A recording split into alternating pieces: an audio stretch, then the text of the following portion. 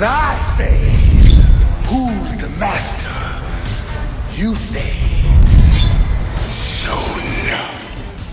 What is up, guys? Sho'nuff the King here, back with another video, and today I am bringing you my first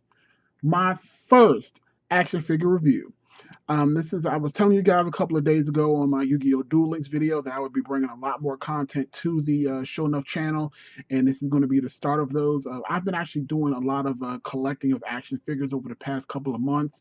I've always actually been collecting figures and things of that nature, but I've never actually had an opportunity to kind of showcase it. So, I've had some things changing in my personal life that actually gives me a little bit of extra opportunity to bring more content to the channel. So this is going to be one of those new things, along with my podcast, of course. If you guys are not hip, you need to get hip to the Mag Nerd Podcast. You can find it on Twitter at Mag Nerd Podcast 2.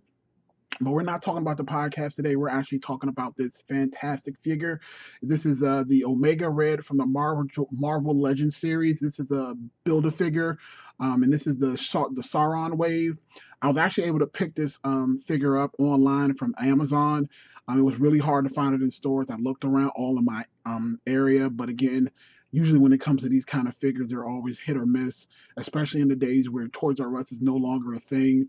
To me, Walmart has always been lackluster when it comes to action figures. Like they just don't keep their location stocked. So I was able to find this on Amazon, and it was well priced. So I'm actually pretty happy with it. So the way that these reviews are going to be broken down, I'm going to go over the box so you guys can see what the box looks like. I'll go over any of the accessories that you can see here, the accessories. I'll go over the Build-A-Figure piece, and then I'll actually get a close up of the figure so you guys can see it, as well as go over articulation. And I'm going to go ahead and assign it a grade, and I'll go from an A to an E. So without further ado, let's jump into this review itself. So here we have is the Marvel Legends box itself. It's pretty standard. If you've seen one Marvel Legends box, you've seen it all. So here we have X-Men, Marvel's Omega Red. And on the side, we also have some custom artwork for Omega Red. Now, one thing you guys can let me know for sure, I was under the impression that his Omega symbol was supposed to be like either silver or white. If I remember correctly, that's what it is in the actual 90s TV show as well as the comics, but I could be wrong. So this we have the custom artwork, which looks pretty good. And then here on the back, we have the actual figure itself. You see here, Marvel Legends. This is the Omega Red here, and you have the Build-A-Figure. You can see the Sauron is here, and as well as the other figures that are in this line to create the Sauron. So again, it's a really great box. And let's go over the accessories real quick. We have here. So here is the actual Sauron piece. I believe this is a 6 or 7 inch scale Sauron figure for the Build-A-Figure. It's kind of cool. Let's actually get into the actual accessories that comes with the Omega Red. So we get 2 long pieces. So we have the, this is what I like to call the body tendril, and this is what I like to call the head tendril. And essentially when you're going through dynamic poses with the other figures, and towards the end of the video, what I'll actually do is I'll actually show you, I have an amazing Yamagata Wolverine, which I actually might do a review on next. It actually works really well with this Omega Red, and quite honestly, that's one of the main reasons why I bought it, is because of the amazing Yamagata Wolverine, because I've always wanted a Wolverine that I can have to scale against the other enemies, because we always knew that Wolverine was a smaller character, so it always bothered me how he would be the same size as anybody else, so I'll show you guys later. So the tendril in and of itself, but you can see it is a little bendable, but it won't hold any shape. So if I twist it like this, it won't hold in that position unless you do some kind of craziness with it. So it is kind of flexible, but it's not really posable. So if it was posable, it would actually be a lot better, but it's not bad. And the reason why I call this the head tendril is because you can easily fit a figure's head in here and kind of have it have those dynamic poses, almost like the Spider-Man kind of situation. So that's really cool. And in this one, it's the body tendril, because again, what you can do is kind of wrap it around the body of an action figure for some really dynamic poses. It's actually really great. Now, the figure actually did come standard with these already attached. These are the um, the smaller tendrils, just kind of like in a stationary position, because the Omega Red's tendrils are always out usually. So these are if you want to do it in a smaller section. So that's actually pretty good. Like I said, overall, I'm really enjoying this figure. And I'll to be quite honest with you, I'm usually not a big Marvel Legends guy. Usually when I get my action figures, they have to be very highly articulate and they have to have a lot of detail. That's why I usually stick to like Amazing Yamagata. We also do a lot of Play Arts Kai, and then I also do a lot of Dragon Ball figures from the SH Figure Arts line. Those are they're more expensive than your average $25 to $30 Marvel Legends, depending on where you get it. But I saw this Omega Red. I really like the paint details, and again, let's actually take a look at that. So, what we have here is, as you can see up close, this is a really good Omega Red figure. I really love the paint detail. I love the vibrant of the blonde hair that he has here, and it goes again. They didn't cut any corners where they actually give it to him on his eyebrows as well. And again, as you can see here, if I'll get a little bit closer, his teeth are really a different color. You can also see the black outline underneath. And again, they really nailed the side of the face as well. Like even under the hair, you can clearly see that they didn't cut any corners, and they actually did a pretty good job of nailing down the hair as well. So that was actually pretty great. And again, you can also see here on the back, this actual outfit of his comes off. I wouldn't recommend that you take it off altogether, but you can. I just want to let you guys know they're actually pegged in here. So underneath here, you can kind of like, let's get here so you can see it. Yeah, so you can kind of like unhook that and then kind of boom, there you go. Have him around there, but we're not going to do that because he's prefer him with his little jacket on.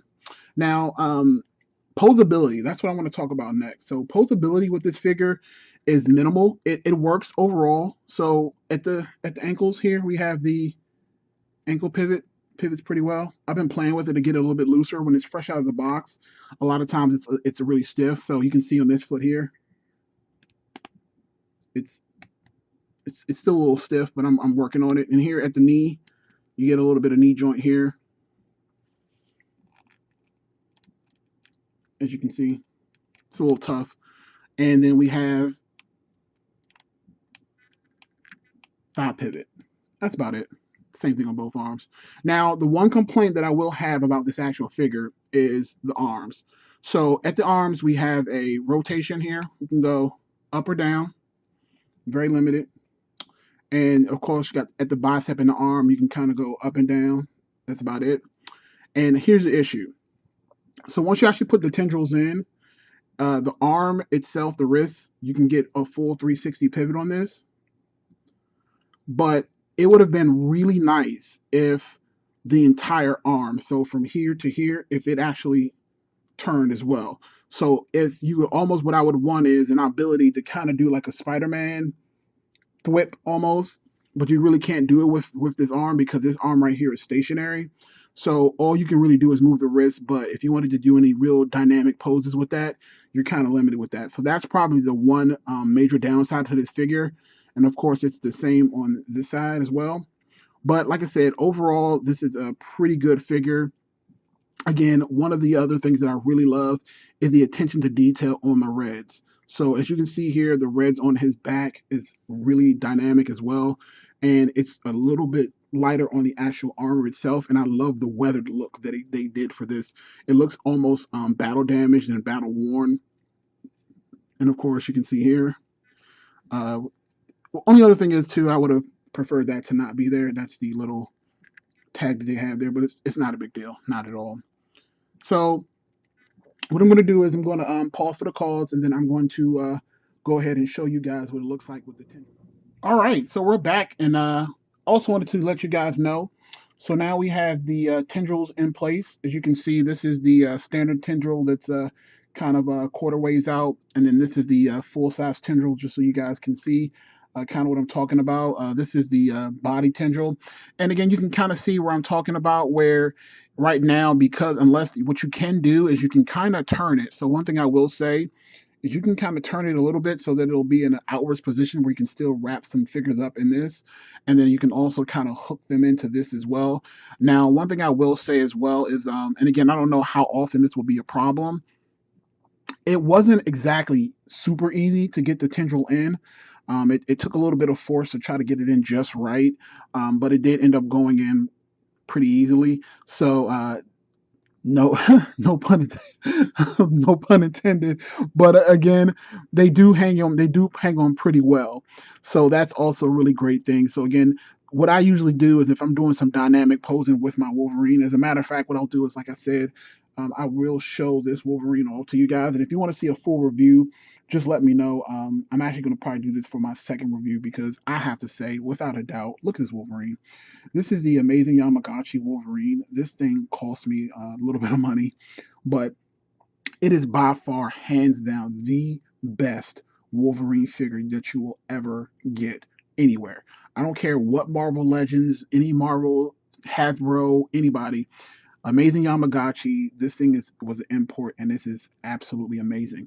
So, kind of what I was referring to before is I really enjoy the scale of the Wolverine, so that you can clearly see that this Wolverine is kind of smaller than Omega Red, as you can see. So it really helps with some really great dynamic poses. So it's a fantastic figure. So again, just for scale, you guys can see here. So like I said, again, this is my amateur review. Again, I'm looking for critiques. Again, the audio, the visuals will all get better in time. But again, I just wanted to kind of allow you guys to kind of see what these kind of figures are. And again, if I'm right now, I'm going to give this figure a B. A B. It's not perfect again because it could have gotten a lot better, a better review if we just kind of had that wrist pivot a little bit more on this end. And again, just a small deduction on how difficult it might be to kind of get the tendril in, because I'll kind of show you here.